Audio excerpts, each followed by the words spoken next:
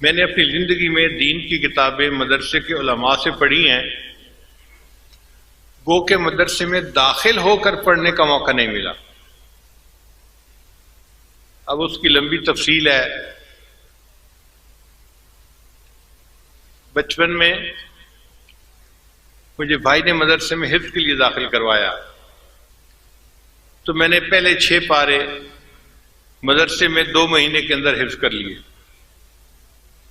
ذہین تھا، شوق بھی تھا، قاری صاحب میرے اوپر بڑے مہربان تھے، تو گرمی کی 2 مہینے کی چھٹیوں میں میں نے 6 پارے یاد کر لیے۔ جب چھٹیاں ختم ہوئی تو بھائی نے کہا کہ اسکول چلو۔ میں نے ضد کی کہ نہیں، میں تو مدرسے میں پڑھوں گا۔ اس نے کہا نہیں، اسکول پڑھنا چھوڑنا نہیں ہے۔ وہ اسکول میں ٹیچر تھے، مجھے زبردستی اسکول لے گئے۔ واپس آیا تو میں امی کے سامنے خوب رویا، اور میں نے کہا امی میں نے اسکول نہیں جانا، میں نے تو مدرسے میں پڑھنا ہے۔ امی نے بھائی سے بات کی، بھائی نے کہا کہ نہیں اسکول اس کو پڑھانا ہے، اگر یہ مدرسے کی پڑھائی کرنا چاہتا ہے تو شام کو پڑھ لیا کرے۔ میں نے پوچھا کہ شام کو کیسے پڑھ سکتا ہوں؟ ان کا کہ استاد کا بندوبست میں کر دوں گا اور تم شام کو پڑھ لیا کرنا۔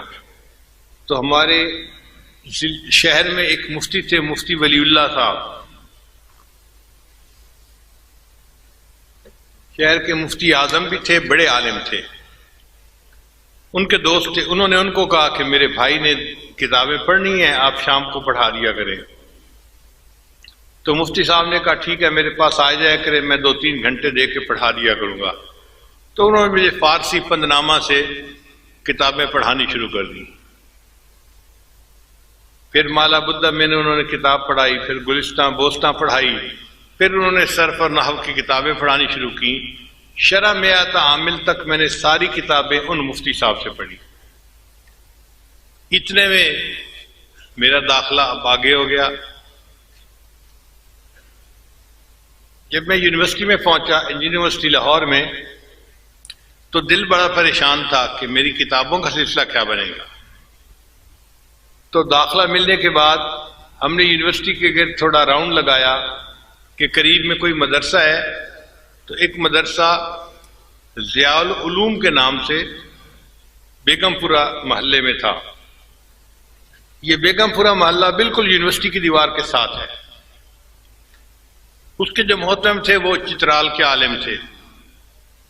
میں ان کے پاس گیا اور میں نے انہیں کہا جی کہ میں یونیورسٹی کا طالب علم ہوں، لیکن میرے دل میں علم حاصل کرنے کا شوق بھی ہے، آپ اپنے اساتذہ سے بتا دیں کہ میں شام کو آ جایا کروں گا اور یہ حضرات مجھے کتابیں پڑھا دیا کریں۔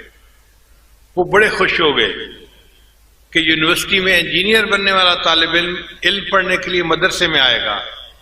انہوں نے بڑی شفقت کی، چنانچہ ان کے مفتی حضرات اور دوسرے استاد حضرات نے مجھے کتابیں سبکن پڑھانی شروع کر دی۔ یہ کتابیں میں نے ان سے پڑھی اور پڑھتا رہا۔ اسی دوران میرے شیخ تھے سید زوار حسین شاہ رحمۃ اللہ علیہ، کراچی میں تھے۔ ان سے میں نے پوچھا کہ اگر مجھے کوئی مسئلہ پوچھنا ہو تو کن سے پوچھنا پڑے گا؟ انہوں نے مجھے فرمایا کہ جامعہ اشرفیہ میں ایک مفتی صاحب ہیں، ان کا نام ہے مفتی جمیل احمد تھانوی رحمۃ اللہ علیہ، آپ ان کے پاس چلے جایا کریں۔ میں ایک دن سائیکل چلا کے یونیورسٹی سے جامعہ اشرفیہ آیا، اس وقت بالکل پتلا دبلا لڑکا سا لگتا تھا۔ تو میں مفتی صاحب کے پاس گیا، مفتی صاحب ذرا مصروف تھے، مجھے دیکھ کے کہنے لگے کیسے آئے ہو؟ میں نے کہا جی مجھے میرے شیخ نے حکم دیا ہے تو میں اپنے مسائل پوچھنے کے لیے آپ سے آیا ہوں، جو پوچھنا ہے کام کی بات پوچھو، میرے وقت ضائع مت کرو۔ تو میں تھوڑا حیران تو ہوا کہ اس کا مطلب ہے مفتی صاحب بہت سخت آدمی ہے، طبیعت کے آدمی ہیں، بڑا نظم و ضبط ہے، تو یہاں پر ٹائم زیادہ نہیں ملنا۔ پھر میں نے ان سے بیٹھ کے بات کی، میں نے کہا مفتی صاحب میں سنت کا شیدائی ہوں، یہ الفاظ تھے، میں سنت کا شیدائی ہوں اور میں چاہتا ہوں کہ میں ہر کام سنت کے مطابق کروں، مگر مجھے پتہ نہیں ہے کہ کیسے کرنا ہے۔ میں آپ کے پاس آیا ہوں، آپ مجھے بتاتے جائیں، میں ایسے عمل کرتا جاؤں گا۔ اس بات کو سن کے مفتی صاحب بہت خوش ہو گئے چنانچہ میں نے ان سے کھانے کی سنتیں پوچھیں، پینے کی سنتیں پوچھیں، لباس کی سنتیں پوچھیں، سونے جاگنے کی سنتیں پوچھیں۔ حیرانی کی بات ہے کہ ہمیں اس بات چیت کرنے میں 2.5 گھنٹے لگ گئے۔ 2.5 گھنٹے کے بعد مفتی صاحب نے ٹائم دیکھا اور فرمانے لگے بھائی بہت زیادہ وقت ہو گیا، مگر آپ نے بات ہی ایسی چھیڑی کہ میں بات کرتا رہا۔ اچھا آپ کو میرے پاس آنے کی اجازت ہے، جس وقت آپ چاہیں آپ آ جایا کریں اور دارالفتاح میں بیٹھ جایا کریں، میں آپ کو دیکھ لیا کروں گا تو میں اپنے کام سے فارغ ہو کے آپ کو بلا لیا کروں گا۔ چنانچہ اس کے بعد میں مفتی صاحب کے پاس جاتا تھا اور نماز کے بارے میں، وضو کے بارے میں، طہارت کے بارے میں جو مسائل ہوتے تھے میں حضرت مفتی صاحب سے پوچھتا تھا۔ حضرت مفتی صاحب نے میرے اندر علماء دیوبند کی محبت بھری اور مجھے دیوبند علماء کا شیدا بنا دیا۔ ان کی اتباع سنت، ان کے تقوی کو دیکھ کے مجھے محسوس ہوا کہ واقعی یہ وہ علماء ہیں جو علماء ربانیین ہیں اور ان سے دین سیکھ کر اس کے مطابق زندگی گزارنی چاہیے۔ پھر اس کے بعد بخاری شریف پڑھنے کا جب ٹائم آیا تو ایک تھے مولانا محمد جعفر صاحب، وہ بخاری شریف کے حافظ بھی تھے، قرآن کے حافظ بھی تھے۔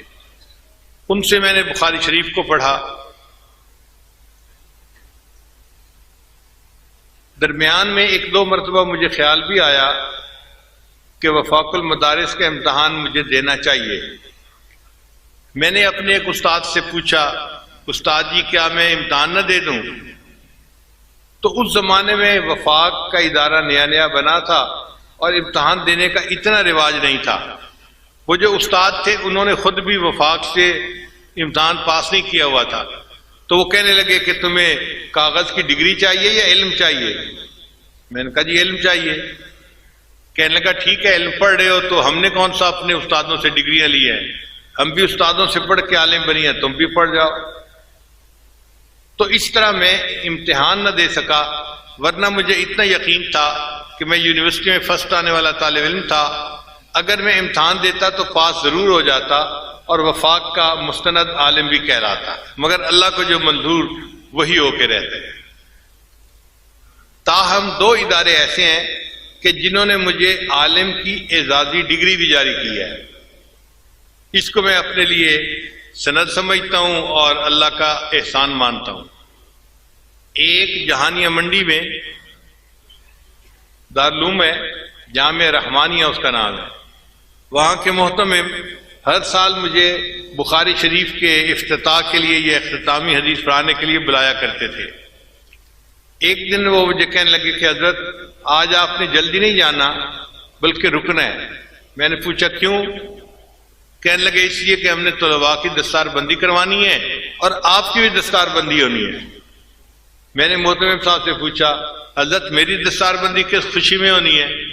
کہنے لگے کہ آپ نے جو دین کی خدمت کی ہے نا، اور آپ کے رشیا کے سفر کے حالات ہم نے سنے ہیں، تو ہمارے شورا نے فیصلہ کیا کہ ہم آپ کو اپنے مدرسے کی طرف سے اعزازی ڈگری جاری کریں۔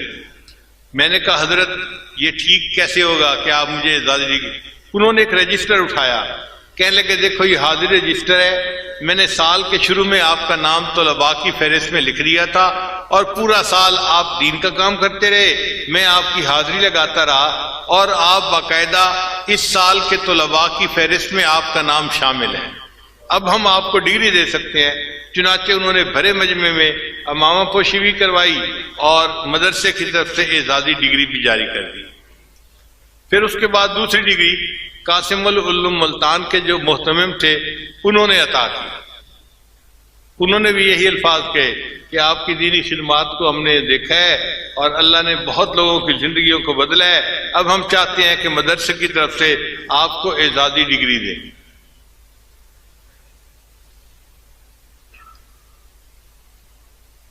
حدیث مبارکہ میں چند واسطے ایسے ہیں کہ جن کے ذریعے سے اس عاجز کو اللہ نے عالی سند عطا فرمائی۔ اب بات چلی پڑی ہے تو میں ذرا تفصیل بھی بتا دوں۔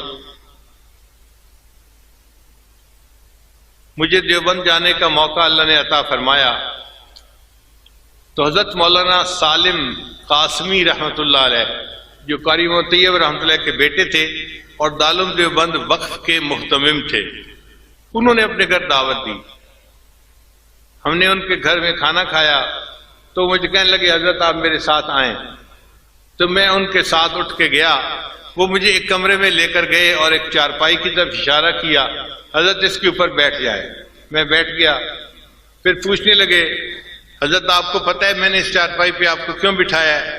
میں نے کہا جی مجھے تو نہیں پتا، میں ان پیروں میں سے نہیں ہوں جن کے گھوڑے اور بلیاں بھی علم غیب جانتے ہیں۔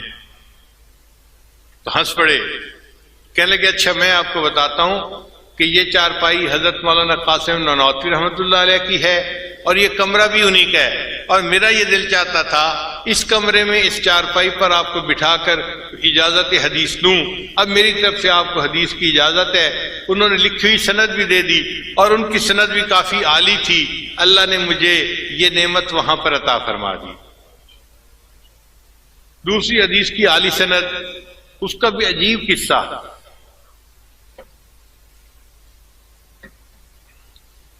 حرم میں حج کرنے کے بعد کچھ دنوں کے لیے ہم ٹھہرے ہوئے تھے، تو ایک دن عصر کی نماز میں نے حرم میں پڑھی تو میں نے دیکھا کہ ایک پتلے دبلے سے ہیں بڑے میاں، وہ بیٹھے اور ان کے گرد آ کر طلباء نے حلقہ بنا کر بیٹھنا شروع کر دیا۔ طلباء نے سرخ رومال باندھے ہوئے تھے، عربی طلباء جو ہوتے ہیں، اور ان کے ہاتھ میں کتابیں تھیں، اور جو حدیث کی کتابیں ہوتی ہیں نا وہ اپنے سائز سے ایک نظر سے پہچانی جاتی ہیں۔ سکولوں کالجوں کی کتابیں اور طرح کی ہوتی ہیں اور جو دینی کتابیں ہیں ان کا سائز اور طرح کا ہوتا ہے۔ تو جب میں نے دیکھا کہ یہ طلباء ان کے گرد بیٹھ رہے ہیں تو مجھے بھی دلچسپی ہوئی، تو میں ذرا آگے ہوا۔ اب ایک طالب علم نے پہلی حدیث مبارکہ کی بخاری شریف کی تلاوت کی تو ان بزرگوں نے سب کو اجازت دی۔ مجھے دل میں خیال آیا کہ جو بزرگ حرم میں بیٹھ کر حدیث کی اجازت دے رہے ہیں یہ کوئی عالی سند والے عالم ہوں گے۔ تو میں نے ان کے خادم سے کہا کہ حضرت کا تعارف کیا ہے؟ اس نے کہا جی حضرت کا نام ہے مولانا احمد علی، یہ انڈیا کے ہیں اور رہتے انگلینڈ میں ہیں، اور ان کی حدیث کی سند اتنی عالی ہے کہ پاکستان کے بڑے بڑے علماء ان کے پاس آ کر حدیث کی سند لیتے ہیں۔ میں نے کہا مثلاً؟ کہنے لگا مثلاً حضرت مفتی تقی عثمانی دامت برکاتہ۔ جب اس نے نام لیا تو میں نے سوچا کہ واقعی اگر ہمارے شیخ الاسلام دامت برکاتہم جیسے بڑے حضرات جو جبال العلم میں سے ہیں انہوں نے ان سے حدیث کی اجازت لی تو ان کی عالی سند ہوگی۔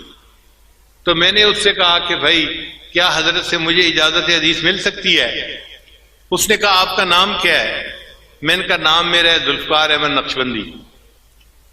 اب یہ نام سن کے نا وہ بندہ تو اچھل پڑا اور وہیں بیٹھے بیٹھے حضرت حضرت حضرت اونچا اونچا کہنے لگا۔ حضرت نے فرمایا بھائی کیا ہوا؟ حضرت آپ نے میرے ذمہ لگایا ہوا تھا کہ اگر یہ بندہ مل جائے کہیں تو مجھے بتانا، میں نے ان سے ملاقات کرنی ہے۔ وہ صاحب یہ آئے بیٹھے ہیں۔ اب حضرت نے نام سنا تو وہ کھڑے ہو گئے تو میں بھی کھڑا ہو گیا۔ حضرت سے دوبارہ معانقہ کیا، ملاقات کی، تو میں نے عرض کیا کہ حضرت میں اس لیے آپ کے پاس حاضر ہوا ہوں کہ آپ مجھے حدیث کی اجازت دے دیں۔ وہ فرمانے لگے کہ میں جب گھر سے چلا تھا حج کے ارادے سے تو میں نے اس وقت یہ ارادہ کیا تھا اگر اس سفر میں کہیں میری آپ سے ملاقات ہو جائے گی تو میں آپ کے ساتھ مل کر توبہ کے کلمات پڑھوں گا، کیونکہ میں نے نیت پہلے کی ہوئی تھی۔ آپ نے تو آج کی ہے حدیث کی اجازت کی، پہلے آپ مجھے توبہ کے کلمات پڑھائیں پھر میں آپ کو حدیث کی اجازت دیتا ہوں۔ اللہ کی شان دیکھیے جی، ان کے حکم پر میں نے حرم میں بیٹھ کے وہیں ان کو توبہ کے کلمات پڑھائے اور پھر انہوں نے حدیث کی اجازت دی، اور ان کی حدیث کی اجازت جو ہے وہ حضرت مولانا فضل الرحمان گنج مراد آبادی رحمۃ اللہ کے واسطے سے واقعی باقی سب سے عالی بن جاتی ہے۔ ایک تیسری سند جو حدیث کی مجھے ملی وہ بھی عجیب۔ ہم لوگ ترکی گئے تو ہمیں کسی نے بتایا کہ یہاں پر ایک بڑے بزرگ گزرے ہیں علامہ زاہد الکوثری رحمۃ اللہ علیہ، جن کو امام اعظم ابو حنیفہ رحمۃ اللہ علیہ کا کہ دفاع کرنے کا اعزاز حاصل ہے۔ انہوں نے بڑی اعلیٰ کتابیں لکھی، عربوں نے بھی اس کی بڑی تعریف کی۔ تو ان کے ایک آخری شاگرد، ان کا نام ہے شیخ امین، امین سراج رحمۃ اللہ علیہ، وہ ابھی زندہ ہیں، اور ان کو حکومت نے نادر ہستیوں میں شامل کر کے ان کے لیے خود ڈاکٹروں کی ٹیم ان کے ساتھ لگائی ہوئی ہے، ان کی صحت کا خیال رکھیں تاکہ یہ تاریخی ہستی بیمار نہ ہو جائے۔ وہ ابھی زندہ ہے، مگر وہ 5 نمازیں اپنے گھر کی مسجد میں پڑھتے ہیں، صرف جمعہ کی نماز کے لیے وہ آتے ہیں، اور جمعہ کی نماز کے لیے بھی مسجد کے ساتھ ایک شیشے کا کمرہ بنایا گیا ہے، وہاں وہ نماز پڑھتے ہیں۔ لوگ ان سے نہیں مل سکتے، وہ لوگوں سے نہیں مل سکتے، کیونکہ ملنے سے وائرس پھیلتا ہے، بیکٹیریا پھیلتا ہے، بیماریاں پھیلتی ہیں، اور یہ شخصیت چونکہ قومی شخصیت ہے، اس لیے ان کی صحت کا خیال رکھنا ڈاکٹروں کی ذمہ داری ہے۔ وہ ڈاکٹروں کے ساتھ آتے ہیں، نماز پڑھ کے چلے جاتے ہیں۔ خیر، ہم نے اللہ سے بڑی دعا مانگی، 2 دن نفل پڑھتے رہے صلاۃ الحاجت کے، کہ یا اللہ ہمیں توفیق عطا فرما، ہم ان کی زیارت بھی کریں اور ان سے اجازت حدیث بھی لے لیں۔ مجھے ایک عالم نے بتایا، وہ جلدی حدیث کی اجازت نہیں دیتے، وہ کہتے ہیں کہ 10-15 دن میرے ساتھ رہو اور درس میں بیٹھو، پھر حدیث کی اجازت دوں گا۔ اب ہم پریشان کہ ہمارا تو سفر تھا 1-2 دن کے بعد، تو ہم 10-15 دن تو نہیں رہ سکتے، اگر انہوں نے یہ شرط لگا دی تو مشکل ہو جائے گی۔ بہرحال دعائیں مانگتے رہے اللہ کی شان کہ وہ جمعہ کے لیے مسجد میں تشریف لائے۔ ان کا ایک خادم تھا، وہ کمرے سے باہر نکلا تو میں نے اس سے بات کی، میں نے کہا کہ بھائی میں اس طرح پاکستان سے آیا ہوں اور یہ میرا نام ہے، اور آپ حضرت کو میرے سلام بھی دیں اور عرض کریں کہ اگر حدیث کی اجازت دے دیں تو ان کا میرے اوپر بڑا احسان ہوگا۔ خادم نے جا کر ان کو نام بتایا تو وہ فرمانے لگے کہ یہ نام تو میں نے پہلے سنا ہوا ہے، یہ پاکستان کے شیخ آئے ہیں، تو اب میرا بھی دل چاہتا ہے کہ میں ان سے ملاقات کروں، ان کو اندر لے آؤ۔ لو جی، ہمیں کمرے کے اندر جانے کا موقع مل گیا۔ جب کمرے کے دروازے پر میں پہنچا نا تو ڈاکٹر نے مجھے روک لیا، جی آپ پاکستان سے آئے ہوئے ہیں اور آپ کے ملک میں تو ہائیجینک کنڈیشن اچھی نہیں ہے، تو آپ تو ان سے نہیں مل سکتے۔ میں نے کہا بھائی میری بھی چاہت تھی اور شیخ نے بھی یاد کیا تھا، اس لیے میں آیا ہوں۔ ان کا نہیں، آپ کو ہم اس کمرے میں نہیں آنے دیتے۔ پھر اس نے دوسرے ڈاکٹروں کو کہا جی یہ پاکستان سے آئے ہیں، ان کو اس کمرے میں داخل نہیں ہونے دے سکتے۔ تو اور ڈاکٹر بھی آگے قریب آ گئے، اب جانا مشکل اندر۔ تو شیخ امین سراج نے دیکھا تو انہوں نے عربی زبان میں ان سے بات کی کہ تم اس بندے کو کیوں روکے ہوئے ہو؟ ان کا جی آپ قومی ورثہ ہیں اور آپ کی جان کی حفاظت ہماری ذمہ داری ہے، آپ کوئی عام آدمی نہیں ہے، اور یہ پاکستان پسماندہ ملک سے آئے ہیں اور ان کے ذریعے سے آپ کو بیماری لگ سکتی ہے۔ تو شیخ نے انہیں فرمایا بھئی اگر ان کے ذریعے سے مجھے بیماری لگ سکتی ہے نا تو میں کل کی بجائے آج مرنے کو تیار ہوں، مجھے ان سے ملاقات کرنے دو۔ الحمدللہ کہ پھر شیخ سراج آگے تشریف لائے دروازے پر، وہیں پر انہوں نے معانقہ فرمایا اور حدیث کی اجازت دی، اور ان کی حدیث کی اجازت کی سند بھی بہت عالی ہے۔ یہ 3 سندیں تھیں جو الحمدللہ بہت عالی تھیں اور اللہ نے اپنی رحمت سے عطا فرما دی۔ ایک اور سند جو ہمیں اس دفعہ ملی، چند دن پہلے ہمیں سمرقند بخارا جانے کا موقع ملا، پوری دنیا کے مختلف ملکوں سے مشائخ آئے ہوئے تھے، تو مجھے ایک کمرے میں ایک صاحب کہنے لگے کہ حضرت شام کے ایک عالم آئے ہیں، سید ہیں، اور ان کی حدیث کی نسبت بڑی عالی ہے، اور بخارا کے علماء ان کے کمرے میں جا رہے ہیں ان سے حدیث کی نسبت لینے کے لیے۔ تو میں نے کہا کہ بھائی اگر بخارا کے علماء حدیث کی نسبت لینے کے لیے جا رہے ہیں تو مجھے بھی لے جاؤ ان کے کمرے میں۔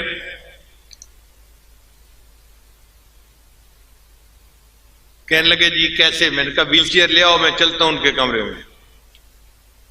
جب میں نے کہا نا کہ ویل چیئر لے آؤ میں چلتا ہوں ان کے کمرے میں، تو ہمارے دوستوں میں سے ایک دوست بیٹھے ہوئے تھے، وہ کہنے لگے حضرت آپ نہ جائیں، یہیں بیٹھیں، میں آپ کو ایک بات بتاتا ہوں۔ میں نے پوچھا کیا؟ کہنے لگے عصر کی نماز کے بعد وہ شیخ مجھے ملے تھے اور انہیں مجھ سے کہا تھا کہ آپ شیخ ذوالفقار احمد نقشبندی کے خلیفہ ہیں، اگر مجھے ان کے پاس آنے کا کوئی وقت مل سکتا ہے تو آپ مجھے فون کر دینا، میں ان سے توبہ کے کلمات پڑھنے کے لیے آؤں گا۔ تو انہوں نے تو پہلے سے مجھے کہا ہوا ہے، تو میں ان کو فون کر دیتا ہوں، وہ خود تشریف لے آئیں گے۔ میں نے کہا ٹھیک ہے۔ چنانچہ انہوں نے فون کیا تو وہ جو عالم تھے وہ اسی وقت اپنے ایک اور شیخ کے ساتھ تشریف لے آئے۔ وہاں پر انہوں نے آ کر توبہ کے کلمات پڑھے اور اس عاجز نے ان سے حدیث کی اجازت کے لیے درخواست کی، تو انہوں نے بھی حدیث کی اجازت عطا فرما دی۔ میں نے ان سے پوچھا کہ آپ کی حدیث کی اجازت عالی کیسے بنتی ہے؟ اس نے کہا جی کہ پورے پاکستان میں حدیث کی جو سند چل رہی ہے اس میں قریباً 20 کے قریب واسطے بنتے ہیں نبی علیہ السلام تک، اور جو میری سند ہے اس میں 15 واسطے بنتے ہیں۔ اتنے کم واسطوں کے ساتھ ان کا تعلق تھا۔ تو ہم نے پوچھا کہ آپ کی سند کیسے ہے؟ پھر انہوں نے تفصیل بتائی کہ میری سند جو تھی وہ علامہ شامی ابن عابدین رحمۃ اللہ علیہ کے واسطے سے نبی علیہ السلام تک پہنچتی ہے، اور اس وقت پوری دنیا میں حدیث کی اجازت کی یہ سب سے چھوٹی سند ہے، اس کے سوا اور کوئی سند نہیں ہے۔ پھر انہوں نے چھپی کتاب بھی ہمیں دکھائی۔ انہوں نے حدیث کی سند حاصل کی تھی علامہ عبداللطیف فرفور سے۔ یہ فرفور وہ بزرگ ہے کہ جنہوں نے علامہ شامی رحمۃ اللہ کی کتاب کے اوپر حاشیہ لکھا ہے اور اس کی تفصیل لکھی ہے۔ عجیب انہوں نے کام کیا ہے۔ وہ کہنے لگے کہ میرے شیخ کو کسی ملک میں وفات ہوئی تو سرد خانے کے اندر رکھ دیا گیا، پھر 1 ہفتے کے بعد ان کی لاش شام میں لائی گئی، ہم نے ان کو غسل دیا، اور جب ان کا جنازہ تیار کر کے رکھا تو وفات کے 1 ہفتے کے بعد بھی ان کی گردن کی رگ ہمیں پھڑکتی ہوئی نظر آ رہی تھی۔ ایسے بزرگ تھے۔ تو علامہ ابن عابدین رحمۃ اللہ علیہ کی جو یہ سند تھی یہ واقعی ایک عالی سند، ہم نے بعد میں پھر اس کی تحقیق بھی کی اور باقی سندوں کے ساتھ اس کو ملایا بھی صحیح۔ تو اللہ تعالیٰ کی یہ رحمت ہے کہ یہ ایک بہت عالی سند علامہ شامی رحمۃ اللہ کے واسطے سے اس عاجز کو حاصل ہوئی۔ اب ان تمام اساتذہ سے اس عاجز نے حدیث کی اجازت لی، آپ کے سامنے اس کی وضاحت کر دی۔ اللہ تعالیٰ ہمیں دین کی خدمت کے لیے قبول فرمائے۔ جتنے علماء ہیں، طلباء ہیں، عالمات ہیں یا طالبات ہیں، ان سب کو اس عاجز کی طرف سے حدیث پاک پڑھنے کی اجازت ہے۔ جی شیخ ظفر صاحب فرما رہے ہیں کہ 6 پارے تو مدرسے میں کیے تھے تو حفظ کے باقی پارے رہتے تھے، وہ پھر یونیورسٹی کے دوران میں نے الحمدللہ حفظ کے کام کو مکمل کر لیا، تو اللہ تعالیٰ نے حفظ کے اور علم کے کام کو یوں مکمل کرنے کی توفیق عطا فرما دی۔ حافظ صاحب فرما رہے ہیں کہ اس وقت توبہ کے کلمات ہم سب پڑھیں گے تاکہ اللہ ہماری دعائیں قبول کر لے، تو نیت کر لیجئے ہم پچھلے تمام گناہوں سے سچی پکی توبہ کر رہے ہیں اور آئندہ نیکوکاری کی زندگی گزارنے کا دل میں ارادہ کر رہے ہیں۔ الحمدللہ وکفا وسلام علی عبادہ الذین اصطفیٰ، اما بعد۔ یہ کلمات سچے دل کے ساتھ پیچھے پیچھے پڑھیے۔ بسم اللہ الرحمن الرحیم، لا الہ الا اللہ محمد الرسول اللہ، آمنت باللہ وملائکتہ وکتبہ ورسلہ والیوم الآخر والقدر خیرہ وشرہ من اللہ تعالی والبعث بعد الموت۔ آمنت باللہ کما ہوا باسمائہ وصفاتہ وقبلت جمیع احکامہ اقرار باللسان وتصدیق بالقلب۔ اشہد ان لا الہ الا اللہ واشہد ان محمدا عبدہ ورسولہ۔ استغفر اللہ ربی من کل ذنب واتوب الیہ برحمتک یا ارحم الراحمین۔ ان کلمات کو پڑھنے سے ہم تو بتائے بھا چکے ہیں، چند معمولات ہیں جن کو باقاعدگی سے کریں گے تو اللہ تعالیٰ دل کو منور کریں گے۔ پہلا عمل 100 مرتبہ استغفار صبح و شام پڑھنا، دوسرا عمل 100 مرتبہ درود شریف صبح و شام پڑھنا، تیسرا عمل قرآن مجید کی تلاوت روزانہ کرنا، چوتھا عمل چلتے پھرتے ہر وقت دل میں اللہ کو یاد کرنا، اور پانچواں عمل صبح و شام 10-15 منٹ کے لیے مراقبہ کرنا۔ مراقبے کا طریقہ بہت آسان ہے، اللہ کی طرف لو لگا کے آنکھیں بند کر کے آپ بیٹھ جایا کریں اور یہ محسوس کیا کریں کہ اللہ کی رحمت آ رہی ہے، دل میں سما رہی ہے، ظلمت اور سیاہی دور ہو رہی ہے، اور ہمارا دل اللہ اللہ اللہ